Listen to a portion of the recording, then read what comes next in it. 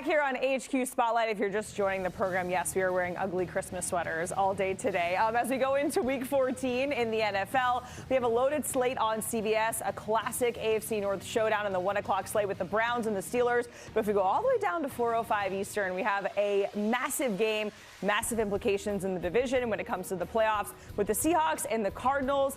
Charles Davis is going to be on the call for that one, and so we're welcoming on Charles with us here to preview this matchup. Charles, always great to see you, my friend, and there's a lot of storylines to follow, starting, of course, with Geno Smith. Personally, I feel like he has one of the coolest journeys, the coolest stories at the quarterback position in the NFL. If we go back all the way 2 years ago where he said, hey, those people that wrote me off, I didn't write him back. So I've loved Geno since then moving forward. But what is it going to take for everybody else to buy in on that confidence that we know he has in himself?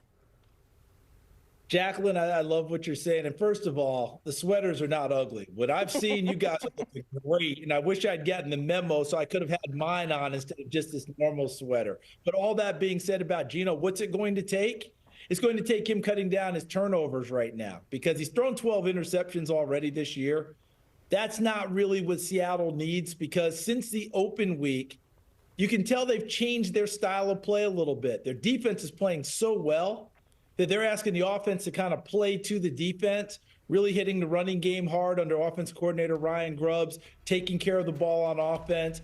Geno can throw anything, all right? You've seen it, Jack. He can make any throw you need in your offense. What they want is him to not make that throw that puts them in jeopardy, that hurts their defense, that turns the ball over in the red zone. Overall, he's playing quite well. But if Geno Smith could ever get to an NFC championship game, I think then people might look at him and go, oh, yeah, he really is a heck of a player. Last postscript, when he won the Comeback Player of the Year award, you remember that in 2021? He didn't go to the NFL honors and pick up the award because in his mind, comeback from what? I've been here the entire time. He's got a lot of pride about himself. I love Geno Smith. He is so likable, and we're going to talk more about that Seattle defense in just a moment, but we got to talk about the quarterback for the other team in Kyler Murray because we've seen that offense and the playmakers that they have. We've seen flashes of what Marvin Harrison Jr. can do. We've seen them lean into James Conner, but CD, in your opinion, can Kyler Murray be the focal point of that offense if he needs to be?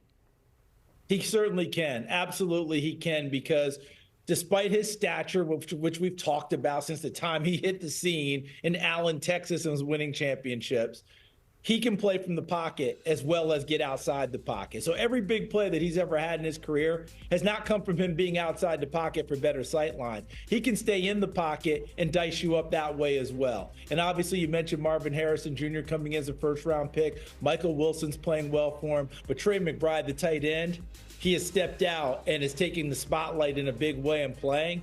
If they need Kyler Murray to now throw it 35, 40 times, he's capable.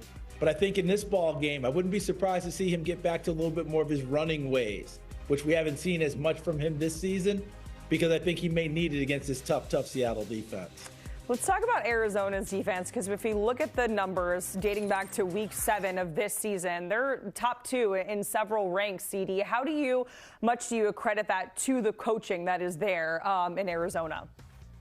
Well, I credit a lot of it to the coaching there. I've said this for the last 2 years. I am as impressed with the coaching staff of Arizona, especially the top-level positions, as I am of anyone in the NFL. Jonathan Gannon, head coach, Nick Rawlis, defensive coordinator, Drew Petzig, offense coordinator, and Jeff Rodgers is the veteran guy who's been around the league for a while as their special teams coordinator. They do a fantastic job understanding the talent that they have, how best to utilize it, and how to set an identity with that talent. On offense, the identity is a big physical offensive line and James Conner running the football.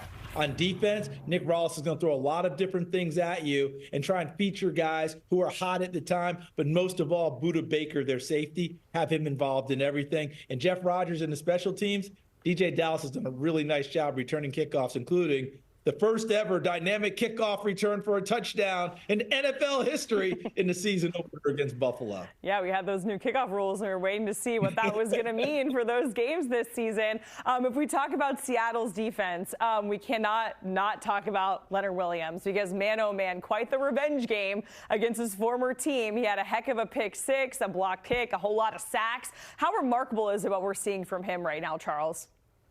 It's phenomenal what we're seeing, because we've seen this from those big defensive tackles throughout this season. How about Dexter Lawrence and what he's doing with the Giants? Another former team of Leonard Williams. But what he is doing now is allowing Mike Macdonald, the defensive coordinator, to utilize him what we call playing the piano, meaning laterally up and down the line of scrimmage, just like a pianist plays on the keys. He can be a defensive end, defensive tackle, at the nose, whatever number technique you want. You want him at a 3, a 1, a shaded 1, all of it, a 0 technique. He can do it. And if he finds a matchup that's suitable to him where you can't hold up, he'll be there the entire game working on it. Absolutely wrecked people on the defensive front. Last time Kyler Murray saw him, Leonard Williams was wrapped around him a lot in that ball game. They've got to find a way to block him in this one if Arizona wants to have any success. Yeah, if I'm Kyler, I'm a little bit nervous seeing what he just did against that Jets offense coming into this divisional matchup. Let's talk about Seattle, though, winning 3 straight. They're sitting alone at the top of the division for now. We know there's a lot of different scenarios, but how impressive is this for a first-year head coach, especially, Charles? It's really impressive, because when Mike Macdonald took the job, he told us in his initial press conference that, don't forget, this is my first head coaching job. I will be learning on the job. Then they got out to a 3-0 start, and we're like, well, he's got this thing down pat, doesn't he? And then they went to a little bit of a tailspin, a little bit of a losing streak. Then went 1-4 over his next 5. And now lately, they're back to their winning ways. He's actually simplified some of the defense that he's doing, honed in on what these guys absolutely do best, and is able to generate pressures on teams without actually bringing extra people. What looks like a pressure, people will drop out of the pressure, and other people will replace. And now instead of a 5 or 6 person rush, it's still a 3 or 4 person rush, but it feels like 5 or 6. And in fact, you mentioned Leonard Williams in that pick 6 that he had, when went to over 90 yards with a 300-plus pound man. That came out of one of those types of pressures. And by the way, what are we calling that now? When it's a 300-pound-plus guy get a pick 6, is it like a 6+? I'm not sure, but come up with a great name. You let me know. We'll have to brainstorm, and that was the longest pick 6 by a 300-pound player, making history, by the way. Charles, we talked about it earlier in the show, because I just keep calling this the wild, wild NFC West, because there's still a scenario where we could have a 4-way tie at 9-8, and it's hard to think that, you know, the Niners, despite all those injuries, they're still not out of the mix here. When it's all said and done, looking at the schedules, the injuries, how teams are playing right now in this moment, who do you think comes out on top? It feels like almost an impossible question to answer at this point, but if you what is your gut telling you about this division? It is almost impossible, but right now, the way Seattle's playing on defense, they like their chances. But here's the problem. As you've described it, it's the Wild West, right? Seattle's going to Arizona this weekend, and you know what it's like when you've beaten a team once and you're pretty evenly matched? The revenge factor is pretty good, and it wasn't that long ago we were talking about Arizona having a 4-game winning streak. The team I think you've got to really keep an eye on, though, is Los Angeles. The way Sean McVay has done things, the grit that they always show, and by the way, they get a chance to announce themselves, because I believe this weekend, on Sunday, they host the Buffalo Bills. So if you want to announce that they are for real and want to really be in this thing, if they could take out Buffalo, who's playing as well as anyone in the league right now, that would tell you how jumbled this is going to be. So all in all, Jacqueline, you asked me a question that I flat out did not answer. But I will say this. We don't want to give up on San Francisco. I just don't know if they have enough gas left to get it done. They've got so many injuries. They had to go hire. They had to go sign someone off the Jets practice squad to carry the ball, Israel Abanikanda, today. I just don't know that the injuries are going to permit them to make the type of run you would expect from San Francisco. I'm saying it's a 3-team race. And unfortunately this year, only one of them, I believe, is going to the playoffs, when in fact we thought it might be 3 out of the West when the season began. Yeah, which is absolutely wild. And to your point, that latest injury from CMC is just a huge blow to the Niners. Charles, we certainly appreciate it. Enjoy the game. Next time we wear the ugly Christmas sweaters, we will definitely let you know so you can join in on the fun. We have a full slate of games on CBS Week 14. Jags and the Titans. My Jags, so sad. All right, R.I.P. Browns and the Steelers, an AFC North matchup. And then, of course, Charles going to be on the call for the Seahawks and the Cardinals. That is 4:05 Eastern time on CBS.